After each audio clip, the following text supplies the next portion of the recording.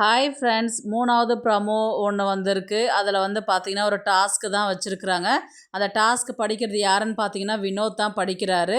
Task என்னன்னு பார்த்தீங்கன்னா, இந்த பிபி ஹவுஸில் வெளியில் போயும் ஃப்ரெண்ட்ஷிப்பை மெயின்டைன் பண்ணுவேன் அப்படின்றது தான் டாஸ்க்கு. அதில் ஒரு ஒரு ஆளாக வந்து பேசுகிறாங்க. ஃபஸ்ட்டு வந்து திவ்யா தான் வந்து பேசுகிறாங்க. திவ்யா ஃபஸ்ட்டு சொன்னது என்னன்னு பார்த்தீங்கன்னா, நான் இங்கே எல்லாருக்கிட்டையுமே ஃப்ரெண்ட்ஷிப்பாக தான் பழகினேன் அப்படின்னு சொல்லிட்டு உடனே அழ ஆரம்பிச்சிட்டாங்க. அதுக்கப்புறம் அவங்க யாரை வந்து சொன்னாங்கன்னு பார்த்தீங்கன்னா, ஆதிரை தான் சொன்னாங்க. ஆதிரைகிட்ட இவங்க வெளியில் போயும் நான் ஆதிரையோடைய ஃப்ரெண்ட்ஷிப் எனக்கு வேணும் அப்படின்னு சொல்லிட்டு திவ்யா சொன்ன அடுத்த செகண்ட் வந்து பார்த்தீங்கன்னா, எல்லா ஹவுஸ்மேட்ஸும் வந்து ஹக் பண்ணிக்கிட்டு அழ ஆரம்பிச்சிட்டாங்க.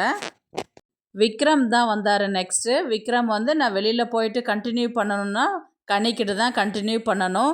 அவங்க எனக்கு கால் பண்ணி பேசலாம், அவங்கள நான் கொன்னுடுவேன் நான் அப்படின்னு சொல்லிட்டு ஜாலியாக சிரிச்சுக்கிட்டே சொல்லிட்டு சொன்னார் விக்ரம். அடுத்தது பார்த்திங்கன்னா சபரி தான் வந்தார். சபரி வந்து நான் எஃப்ஜேவை தான் சொன்னார். வெளியில் போயிட்டு கண்டினியூ பண்ணணுன்னா நான் எஃப்ஜே கிட்ட தான் கண்டினியூ பண்ணுவேன்னு சொன்னார். நெக்ஸ்ட்டு அப்சரா தான் வந்தாங்க. அப்சரா வந்து அரோராவை மிஸ் பண்ணுவேன், நான் அவகிட்ட தான் ஃப்ரெண்ட்ஷிப்பு மெயின்டைன் பண்ணணும்னு நான் நினைக்கிறேன் அப்படின்னு சொல்லிட்டு அப்சரா வந்து அரோராவை சொன்னாங்க.